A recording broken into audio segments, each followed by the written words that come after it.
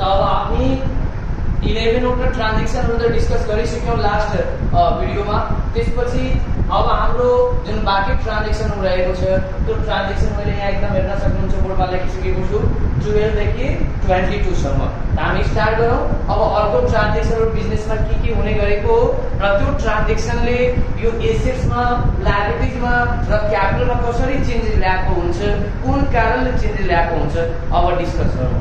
त जस्तै छ 12 नम्बरमा cash goods withdrew from bank or business for personal use, private use, domestic use। यदि कुनै पनि बिजनेसम्यानले जब बिजनेस गरेको भने बिजनेसमा लगानी पनि गर्छ, पर्सनल एक्सपेन्सको लागि मैले भनेको थिए ड्रइङ पनि गर्छ, बिजनेसबाट पैसा पनि निकालेको हुन्छ, गुड्स पनि घरमा चाहिने यदि बिजनेसमा छ भने निकालेर आफ्नो फ्यामिलीमा युज गर्ने गरेको हुन्छ, जसको लागि मैले एकदम क्लियर लेखाएको थिए इफ पर्सनल एक्सपेन्सको लागि पैसा वा गुड्स निकालेको छ त्यसलाई हामी ड्रइङ भन्छौँ, जुन क्यापिटलले डिक्रिज गर्छ त्यसलाई माइनस गर्ने। त त्यही कुरा मैले लेखाएको छु।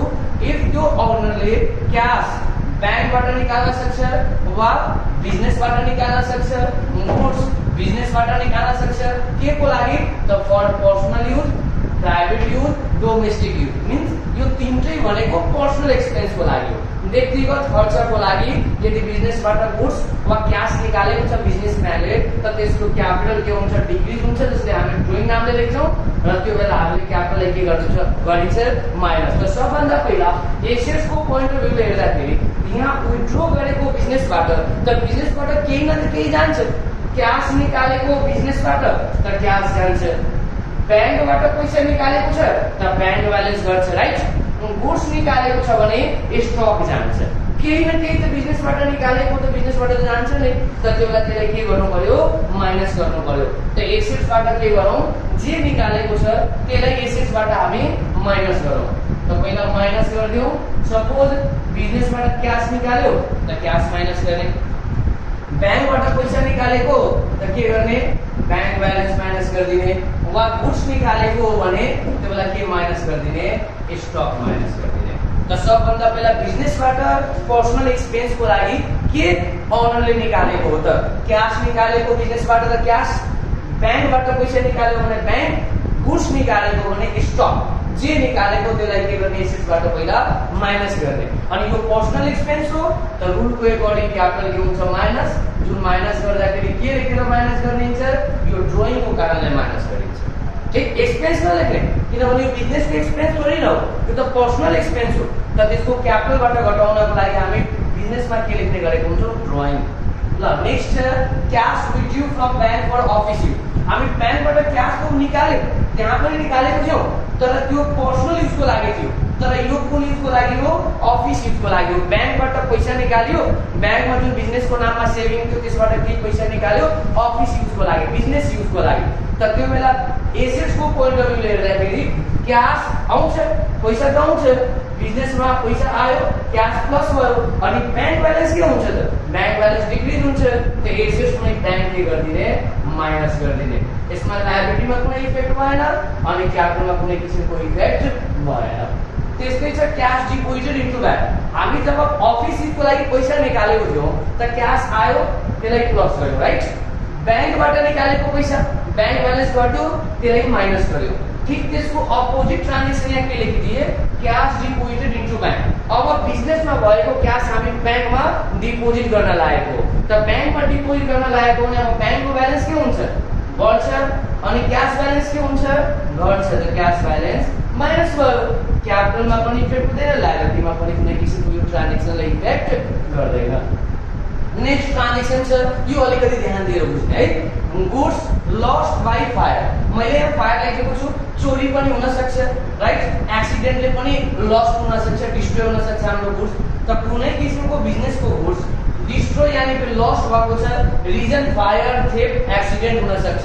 तर यसमा के लेखे, but insurance company does not accept the claim. हाम्रो गुड्स लस्ट भएको छ, यानी कि गुड्स लस्ट भएको छ भने बिजनेसबाट गुड्स त गयो, गुड्स लस्ट हुने बित्तिकै बिजनेसको स्टक के हुन्छ, स्टक त डिक्रिज हुन्छ, त स्टक डिक्रिज हुने बित्तिकै एसेट्समा हामी के माइनस गरिदिन्छौँ, स्टक। गुड्स लस्ट हुने बित्तिकै स्टक हाम्रो बिजनेसबाट गयो, त एसेट्सबाट स्टक मैले माइनस गरिदिएँ। अगाडि भनेको कि इन्स्योरेन्स कम्पनीले 1 रुपैयाँको पनि कम्पनसेसन नदिने। त्यो इन्स्योरेन्स कम्पनीले जब 1 रुपैयाँको पनि कम्पनसेसन दिँदैन त जतिको गुड्स लस भएको छ त्यो सबै बिजनेसको पोइन्ट अफ भ्यूले हेर्दाखेरि के हो त लस हो। त लस हो भने ठ्याक्कै कहाँ जानु पर्यो लसको लागि क्यापिटलमा, जुन लसले क्यापिटललाई के गर्यो डिक्रिज गर्यो त क्यापिटल हाम्रो माइनस भइहाल्छ लस हो भनेर ध्यान दिनु है। गुड्स लस हुने बित्तिकै पहिला एसेट्सबाट माइनस गर्नु स्टक गइरहेछ, त्यसपछि क्यापिटलमा मैले माइनस किन गरे किनभने यहाँ लस हुँदाखेरि इन्स्योरेन्स कम्पनीले 1 रुपैयाँ पनि कम्पनसेसन दिएन त पुरैको पुरै हाम्रो बिजनेसको लागि लस हो और लसले क्यापिटललाई के गर्छ डिक्रिज गर्छ। अर्को छ goods loss by fire and insurance company accept the claim fully or partial. यहाँ गुड्स लस भइरहेछ त लस भइरहेछ भने पहिला म के गरिदिन्छु स्टक माइनस गरिदिन्छु राइट। गुड्स लस भयो त पहिला म स्टक माइनस गरिदिए किनभने गुड्स त गइरहेछ र यहाँ माइनस गर्दाखेरि जहिले पनि टोटल माइनस गर्ने टोटल लस जतिको गुड्स लस भन्छ टोटल यहाँ स्टक माइनस गर्ने।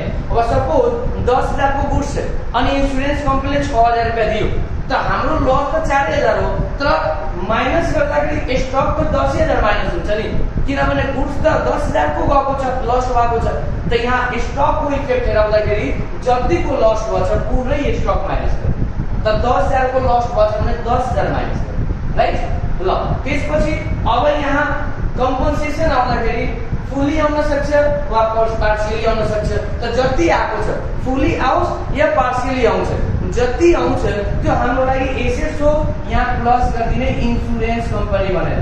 अहिले हामीले क्याश किन लेखेनौ किनभने अहिले रिसिभ भएको छैन उले एक्सेप्ट गरेको तर अहिले क्याश दिएको छैन त्यो इन्स्योरेन्स कम्पनी क्याशको ठाउँमा युज गर्ने क्याश दिदिन्छ भने क्याश लेख्यौ तर अहिले उले प्रमिस गरेको एक्सेप्ट गरेको हो त्यो एक्सेप्ट गरेको छ भने त्यो हाम्रो लागि एसेट्स भयो किनभने कम्पनसेसनको डकुमेन्ट बनाउँछ त त्यसलाई हामी यहाँ इन्स्योरेन्स कम्पनी भनेर के गर्दियौ प्लस गर्यौ। त्यसपछि अब हामी हेर्यौ कि जब फुल्ली एक्सेप्ट गर्छ त त्यो बेला हाम्रो लागि बिजनेसको कुनै लस हुँदैन।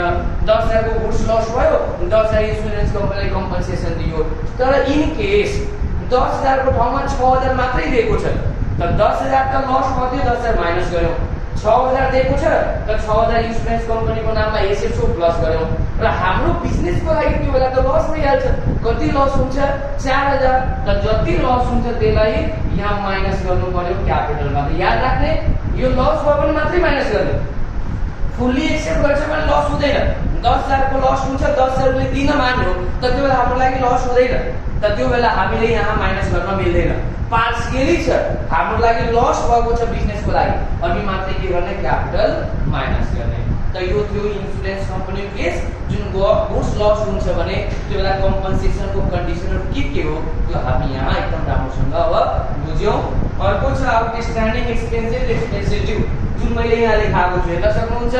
मैले भनेको थिएँ त्यो बेला कि कुनै स्टाफ हाम्रो लागि सर्भिस प्रोवाइड गर्यो तर त्यसको रिम्युनरेसन कुनै कारणवश हामी तिर्न सकेनौं त तिर्न सकेनौं भने त्यो हाम्रो लागि लायबिलिटी हो कि जुन बेला क्याश हुन्छ त्यो बेला फ्युचरमा गएर उलाई पैसा तिर्नु पर्छ त लायबिलिटी हामीले प्लस गरिदिनु पर्यो आउटस्ट्यान्डिङ एक्सपेन्स। एसेट्समा कुनै इफेक्ट भएन किन अहिले पैसा तिरेकै छ ड्यू बाँकी छ त तिरेकै छैन भने एसेट्समा कुनै इफेक्ट भएन। र यो सर्भिस हामी लिइसकेको छौं स्टाफले त हाम्रो लागि सर्भिस प्रोवाइड गर्यो नि हामी पैसा नभएर क्याश उसलाई स्यालेरी तिर्न सकेनौं तर सर्भिस त प्रोवाइड गरिसकेको छौं त यो हाम्रो एक्सपेन्स भइसकेको छ। सपोज कुनै स्टाफले वैशाख महिनामा सर्भिस प्रोवाइड गर्यो वैशाख महिनाको इन्ड भयो अब वैशाख महिनाको हामीले खर्च मिलाउनु पर्यो एक्सपेन्स मिलाउनु पर्यो कि हाम्रो टोटल खर्च कति भएको छ के तिरेको पैसा मात्रै खर्च हुन्छ त जुन खर्च भइसक्यो तिरेको छैन के त्यो खर्च होइन त्यो पनि त एक्सपेन्स नै हो। त एक्सपेन्स हुने बित्तिकै चाहे त्यो पेमेन्ट गरेको होस् चाहे नगरेको होस् क्यापिटल हाम्रो के भइहाल्छ माइनस भइहाल्छ।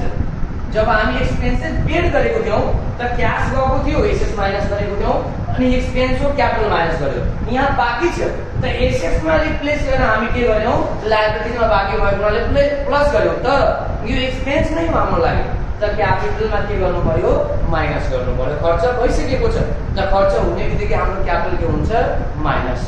Next advance income receive. Advance income receive को मीनिंग मैले बताएको थिएँ एडवान्स इनकम रिसिभ यहाँ छ यसको मतलब के बताएको थिएँ पैसा लिहाल्ने तर यसको सट्टा गुड्स र सर्भिस फ्युचरमा प्रोवाइड गर्ने त यहाँ हामी पैसा त लिइरहेछौँ त पैसा लिइरहेको छौँ भने क्यास पहिला एसेसमा प्लस गर्ने, क्यास हाम्रो बढ्छ त क्यास बढ्नुको मतलब एसेस बढ्यो त यहाँ प्लस गर्ने, क्यास रिसिभ भएको छ अनि यसको सट्टा हामीले यदि केही प्रोभाइड गरेको छैन फ्युचरमा प्रोभाइड गर्ने हो त लायबिलिटी चाहिँ हाम्रो के हुन्छ बढ्छ, जसमा म यहाँ लायबिलिटीमा लेखिदिन्छु एडभान्स इन्कम भनेर। ठीक, अनि क्यापिटलमा कुनै इफेक्ट हुँदैन, किन यो इन्कम अहिले भएको छैन। जुन बेला हामी सर्भिस दिइदिन्छौँ यसको सट्टा गुड्स प्रोभाइड गरिदिन्छौँ त्यो बेला मात्रै हाम्रो लागि इन्कम हुन्छ, त त्यो बेला हामी क्यापिटलमा प्लस गर्ने। अहिले हाम्रो लागि इन्कम भएको छैन, एडभान्समा लिएको छौँ, त त्यही भएर फ्युचरमा प्रोभाइड गर्न बाँकी रहेको हुनाले लायबिलिटी हाम्रो के हो इन्क्रिज हो। Next prepaid expense, expense paid in advance. हामी एडभान्समा इन्कम रिसिभ गर्यौँ त हामीले एडभान्समा एक्सपेन्स पनि त कहिले काहीँ पेमेन्ट गर्नुपर्छ। जुन एक्जाम्पलमा बेसिक स्टकमा मैले बताएको थिएँ कि स्टाफ आयो उसको फ्यामिलीको निडको एकर्डिङ 1 महिनाको स्यालेरी एडभान्समा माग्यो त हामीले उसको स्यालेरी दिनु पर्यो एडभान्समा नै, किनभने त्यो रेगुलर इम्प्लोइ छ, उसको निड छ त हामीले उसको निडको टाइममा धोका दिनु भनेको त्यो इम्प्लोइ कहिले पनि हाम्रो कहाँ काम गर्छ वा कुनै पनि इम्प्लोइ त्यस्तो हाम्रो सिस्टम छ भनेर सुन्ने बित्तिकै त्यो काम गर्दैन। त त्यस्तो इम्प्लोइ रेगुलर इम्प्लोइले हामीले यस्तो सर्भिस पनि प्रोभाइड गर्नुपर्छ। त कुनै एक्सपेन्सेसहरू हुनुभन्दा अगाडि हामी पेमेन्ट गरेको छौँ भने त्यो प्रिपेड एक्सपेन्स हो। त प्रिपेड एक्सपेन्समा मैले के बताएको थिएँ कि एक्सपेन्स हुनुभन्दा अगाडि पैसा तिर्नुको मतलब पहिला त पैसा गइरहेछ, त पैसा गइरहेछ भने एसेसमा म के गरिदिन्छु माइनस गरिदिन्छु क्यास, हैन। एडभान्समा एक्सपेन्स पेमेन्ट गर्ने बित्तिकै पैसा त गयो, क्यास गयो, त क्यास घटाइदियो र यो हाम्रो लागि एसेस नै भयो प्रिपेड एक्सपेन्स, किनभने जसलाई पैसा तिरेको हो फ्युचरमा उसले त सर्भिस प्रोभाइड गर्छ नि हामीलाई, फ्युचरमा रिसिभ गर्न बाँकी छ नि। गुड्सको लागि एडभान्स दिएको छौँ भने गुड्स पाउँछौँ, सर्भिसको लागि पैसा तिरेको छौँ भने सर्भिस पाउँछौँ, त यो रिसिभ गर्न बाँकी भएको हो त यसलाई एसेस पनि प्लस गर्ने के नाम दिएर द प्रिपेड एक्सपेन्स भनेर। यानी कि यसमा न त लायबिलिटीमा कुनै इफेक्ट हो न त क्यापिटलमा इफेक्ट हो। क्यापिटलमा माइनस किन गरिने एक्सपेन्सेस बनाएर, किनभने अहिले खर्च भएको छैन, अहिले हामी एडभान्समा तिरेको छौँ, ठिक छ, अहिले खर्च सर्भिस लिएकै छैनौँ, त्यही भएर क्यापिटलमा कुनै इफेक्ट भएको छैन। अर्को ट्रान्जेक्सन छ accrued income, it means income receivable. Income earn भयो, हामी सर्भिस प्रोभाइड गर्यौँ, गुड्स प्रोभाइड गर्यौँ, तर हामी पैसा रिसिभ गर्न पाएको छैनौँ। Income earn but not received, हामी सर्भिस प्रोभाइड गर्यौँ तर त्योसँग पैसा लिएको छैनौँ, त पैसा लिएको छैनौँ इट मिन्स इन्कम रिसिभ गर्न बाँकी छ, त त्यसले हामी एसेसमा के भनेर लेखेको छौँ एक्रुड इन्कम। एक्रुड इन्कममा मैले के बताएको थिएँ income earn but not receive, हामी इन्कम अर्न गर्यौँ, हामी सर्भिस प्रोभाइड गर्यौँ तर पैसा लिएको छैनौँ, त्यही भएर त्यो हाम्रो लागि एसेस हो। त एसेसमा यहाँ प्लस गर्दाखेरि प्लस गर्ने के एक्रुड इन्कम भनेर। अनि के यसको सट्टा हामीले अहिले केही दिनु पर्यो, अहिले त केही दिएको छैनौँ, त अहिले एसेसमा कुनै माइनस भएन र लायबिलिटीमा पनि कुनै इफेक्ट भएन, तर यो एक्सपेन्सेसको लागि मैले के भनेको थिएँ आउटस्ट्यान्डिङ एक्सपेन्समा बाँकी छ तर खर्च हो नि क्यापिटलमा माइनस गराएको थिएँ। त्यस्तै यहाँ इन्कम त अर्न भइसकेको छ नि, बाँकी भएन त क्यास आएन, तर इन्कम त अर्न भइसकेको छ, त इन्कम अर्न भन्ने बित्तिकै हाम्रो क्यापिटलमा इन्कम के भइहाल्छ प्लस भइहाल्छ। पैसा अर्को वर्ष अर्को मन्थमा रिसिभ हुन्छ तर इन्कम त अर्न भयो, हामी त गुड्स प्रोभाइड गर्यौँ, सर्भिस प्रोभाइड गर्यौँ, त हाम्रो बिजनेसको लागि इन्कम हुने बित्तिकै हाम्रो क्यापिटल के हुन्छ प्लस भइहाल्छ। अर्को ट्रान्जेक्सन छ depreciation charge on fix asset. जस्तै फिक्स एसेसमा मैले के बताएको थिएँ कि त्यस्तो एसेस त्यस्तो इकोनोमिक रिसोर्सेस जुन हामी पर्चेज गर्छौँ एउटा एकाउन्टिङ इयर मात्रै युज नगरेर लङ टर्मसम्मको लागि युज गर्छौँ, 2 वर्ष 4 वर्ष 5 वर्ष, जस्तै प्लान्ट एन्ड मेसिनरी, फर्निचर, के भन्छ भेहिकल्स, गाडीहरू, कम्प्युटरहरू, त यो सब एसेट्सहरू हामी बिजनेसमा युज गर्नको लागि पर्चेज गरेको, त यसको के भन्छ युज त 1 वर्ष हुँदैन लङ टर्मसम्म हुन्छ। तर हामी सबैलाई थाहा भएको कुरा हो कि एक्चुअली यो डेप्रिसिएसन के हो त कुनै पनि बिजनेसम्यानले बिजनेसमा जुन फिक्स एसेट्सहरू युज गर्छ त युज गर्दै जाँदा त्यसको वर्किङ क्यापेसिटी के हुन्छ कम हुँदै जान्छ, त वर्किङ क्यापेसिटी कम हुनुको मतलब त्यसको भ्यालु पनि के हुन्छ डिक्रिज हुन्छ, त जुन भ्यालु डिक्रिज भएको हुन्छ त्यसलाई नै हामी एकाउन्टिङमा के लेख्ने गरेको हुन्छौँ डेप्रिसिएसन, जुन बिजनेसको लागि एक्सपेन्सेस हो। जब इम्प्लोइले सर्भिस प्रोभाइड गर्छ त्यसलाई रिम्युनरेसन तिर्छौँ, स्यालेरी कमिसन वेजेस अझै जे होस्, त त्यो हाम्रो लागि जब एक्सपेन्स हो भने यो फिक्स एसेट्स के पोकटमा हुन्छ। फिक्स एसेट्स पनि लिनको लागि पैसा तिर्नु परेको, त यो फिक्स एसेट्स युज गरे बापत यसमा पनि हामीले चार्ज गर्नुपर्छ। त्यही चार्जले हामी के भन्छौँ डेप्रिसिएसन।